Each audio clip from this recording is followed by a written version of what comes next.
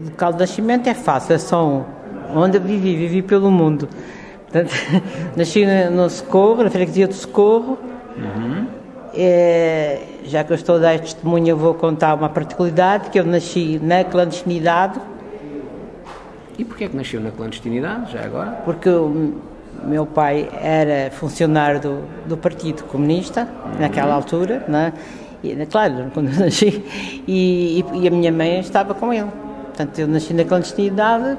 Às vezes as pessoas perguntam, mas porquê na clandestinidade? Naquela época quem era do partido não podia se identificar claramente, mas eu nasci na maternidade e fui registada, não é? E quem foi eu sei que foram, mas a minha avó e talvez uma das minhas tias, irmãs da minha mãe, estavam lá a acompanhar. Só que depois de eu ter nascido, eu voltei com a minha mãe a morar num local que não tinha, o endereço não era conhecido. Pronto. Muito bem, sim senhor.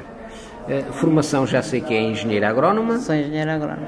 E exerceu sempre agronomia. Eu formei-me em agronomia na Tapada da Ajuda, no Instituto Superior de Agronomia. E depois fui para Angola, em 67, fui trabalhar para Angola com o meu marido. Meu marido também é engenheiro agrónomo. E nós fomos os dois para lá, depois ficámos lá até 75. Depois, pela situação da Revolução, nós tínhamos muita vontade de ficar em Angola, éramos muito convidados pelo MPLA, principal, queria que nós ficássemos, nós gostávamos muito e sentíamos identificados com Angola, mas a questão da segurança e da guerra civil que se adivinhava, e aconteceu, de facto, morreu muita gente e nós não tínhamos condição de ficar lá, nós fomos para o Brasil. Claro. Nós morávamos numa rua que, no início, de um lado estava um quartel do MPLA e do outro lado estava um quartel da FNLA. Nós ficámos meses sendo bombardeados, porque eles ficavam bombardeando uns aos outros e nós lá no meio com as bombas a passar por cima.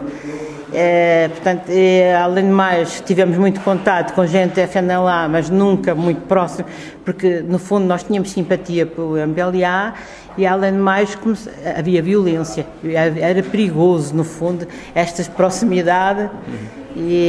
Mas nós falámos com gente da FNLA porque nos encontravam ali e acolá e queriam-nos visitar, era tudo muito perigoso, não é? Mas nós tivemos uma proximidade maior com o MPLA. Visitávamos o quartel do MPLA, acabámos, depois o FNLA acabou por ter que sair de Luanda,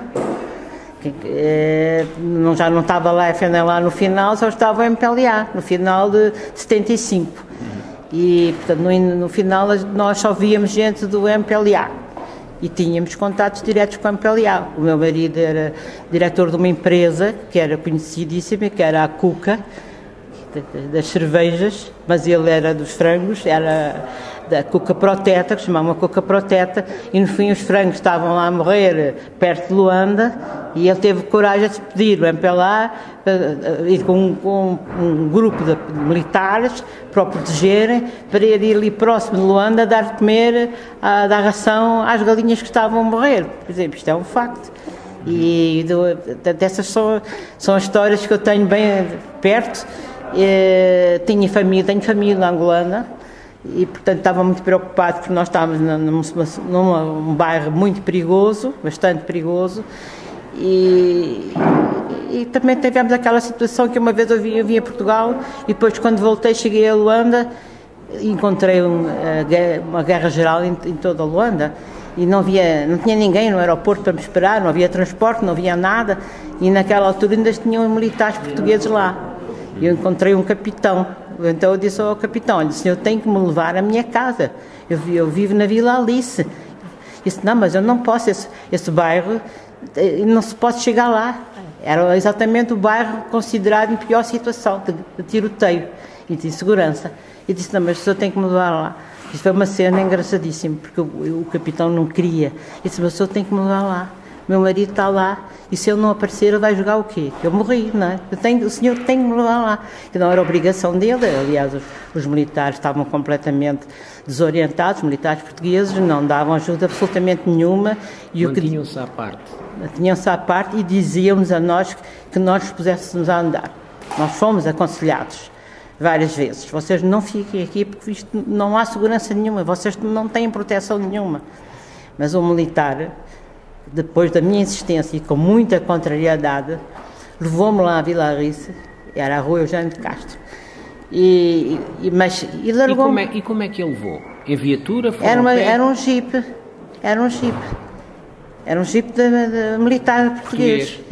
E ele levou-me lá e largou-me lá. Encontrei uma deitado, estava a dormir. Quer dizer, o que aconteceu? Primeiro, já não havia condição nenhuma de ir ao aeroporto. E depois, ele julgava que eu não tinha ido. Porque ele pediu a uma pessoa para me informar. Eu tinha ido a Roma. Eu tinha ido a Roma numa reunião da FAO, para representar Angola. E passei por Lisboa. E ele pediu a uma pessoa que estava lá em Lisboa para me avisar que não fosse, que adiasse a viagem. A pessoa não me disse nada, porque tinha lá um genro em Luanda e achou que era mais seguro eu ir lá para ajudar os outros do que ficar em Lisboa e deixá-los lá. Foi uma coisa assim muito estranha. Ele não contou, porque ele achou preferível, o senhor não contou, que achou que era melhor eu ir, que eu podia ajudar o genro que estava lá e pronto, e não contou. A UNITA nessa altura manteve-se fora, estava à margem, quer dizer, estava em expectativa? Eu penso que a UNITA estava mais no AMBO. Sim. E, portanto, ela é que tinha o quartel-general. É que tinha o quartel-general. No final eu só me lembro mais da FNLA. Bem, eu não quero saber se foi a MPLF ou a FNLA, mas eu acho que foi a FNLA. Quer dizer, eles diziam que eles comiam o corpo humano. Sabe?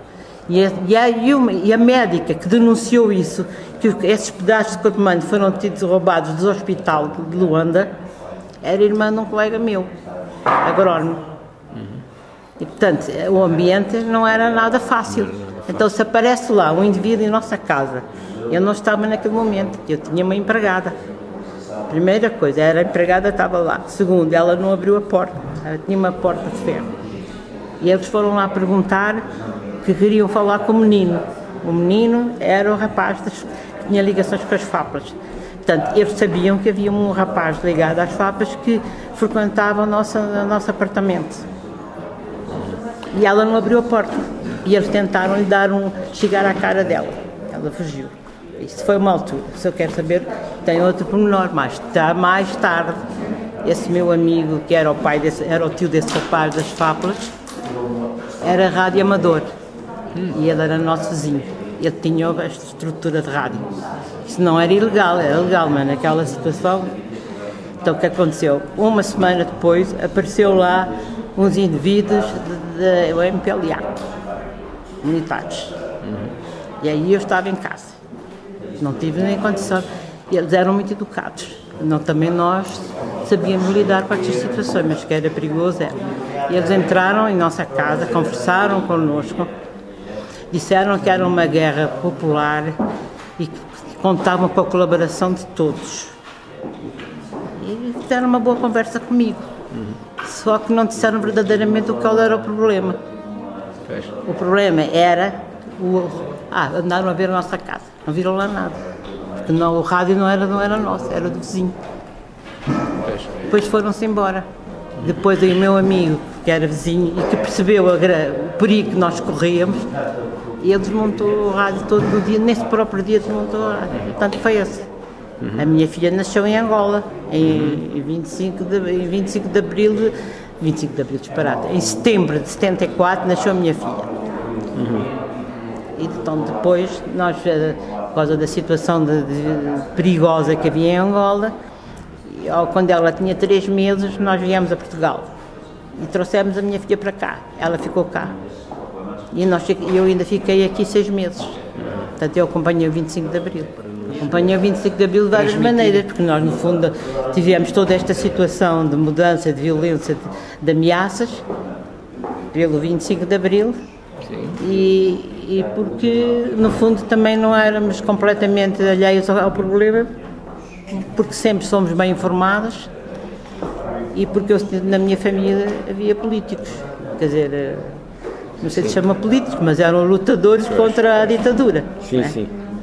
E a família, e como a família, havia essa ligação, talvez fosse, não sei, eu fiz um estágio no Brasil por Angola. Em Angola, as pessoas europeias eram muito vigiadas pela PIDE. E eu fui chamada à PIDE porque ia ao Brasil. E de eu saber do que é que eu vivia, do qual era a minha maneira de pensar, assim, uma conversa mole, vá lá. Sim. Mas que eu, no fundo, como tinha... Procuravam saber a ideologia política. Exatamente, mas eu acho que eles suspeitavam, de certo modo, que eu tivesse algum compromisso com algum tempo, modo de pensar. Pois, mas também era... Porque eu tinha família... O seu pai, não é? O meu pai e os meus tios. Os tios. E o seu pai foi prisioneiro? Não, o meu pai não chegou... O meu pai foi realmente funcionário, enfim, do partido, mas ele saiu do partido muito cedo, vá lá. Pronto, ele sempre foi de esquerda, mas não tinha disciplina, não foi capaz de aguentar a disciplina e é principalmente por isso, mas eu não, também depois não... exilou-se, não é? Pois, eu não posso estar a falar do meu pai, de facto não é isso. Eu tenho outras duas pessoas na família muito conhecidas, né, ligadas ao Partido Comunista, não é? E isso, para a PIDE, foi sempre visível. Eu sei que eu quando estudava em agronomia, eles iam todos os meses perguntar, pedir informações a meu respeito, na agronomia. Portanto, quer dizer, uma pessoa muito, muito vigiada. O que é que representou para si? O que é que representou para o país? O que é que viu no 25 de Abril? Não, eu acredito que o 25 de Abril tinha que acontecer, não é? Não pode, depois as coisas não correram como era desejável, porque há muitos interesses e a cidadania em Portugal ainda é um ponto muito fraco, eu acho que é. E, portanto, as coisas não correram como devia ser, mas como a gente esperava que acontecesse. Mas o 25 de Abril tinha que acontecer. E aconteceu principalmente por causa da guerra colonial, que o regime não deu abertura nenhuma. Não se apercebeu que Portugal orgulhosamente só não existe. Não é? Eu defendi o 25 de Abril, mas muitas pessoas não me compreendem até hoje. Portanto, isto aqui é um bocado polémico. Não me compreendem porque nós, na verdade, pagámos muito caro. Talvez mais caro que muitos outros, não sei porquê. Tínhamos a nossa vida, estávamos em princípio de vida profissional, enfim, tínhamos a nossa casa, perdemos tudo, absolutamente tudo. A casa, as poucas economias, perdemos tudo. E tivemos que começar tudo de novo. Isso não é assim muito fácil, mas eu não vejo a coisa em termos individual. Mas eu tenho dois tios, né? Aliás até três, mas de qualquer maneira é dois. Eu vou falar de dois, que vieram do exílio, estavam na Argélia. Um era o Pedro Soares e outro era a Maria Luísa Costa Dias, que era casada com o meu tio, o Pedro Soares, na verdade. E quando eles não estavam presos, ou não estavam na Argélia, ou não sei aonde, eles ficavam em casa com a minha mãe, moravam em casa da minha mãe, várias temporadas. Porque eu tenho as cartas que eles me escreviam, as cartas que o meu tio me escrevia de Peniche. Ele foi um dos que fugiu, sim, com o Álvaro Cunhal, meu tio Pedro, é do grupo que fugiu com o Álvaro Cunhal.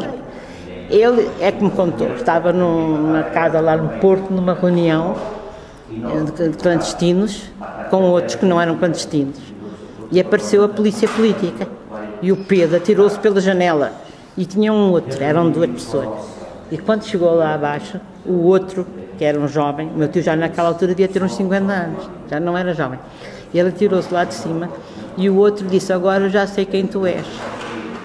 Porque eles, na clandestinidade, não tinham os nomes reais. Então o outro não sabia que aquele era o Pedro Soares. Então, quando ele se atirou da janela, viu. O meu tio era um atleta. Ele fazia ginástica todos os dias. Quando morou connosco, ele pôs-me a fazer ginástica, porque isso era uma coisa que ele se preocupava muito. Pediu lá a minha mãe para arranjar um banco, daqueles bancos para fazer ginástica. naquela altura devia ter uns 9 anos, e passeava todos os dias comigo no Parque Eduardo VII e fazia testes para ver o meu desenvolvimento intelectual. Quer dizer, ele dedicou tempo livre na minha formação, e era uma coisa que ele acreditava muito, a necessidade de formar os jovens, não é?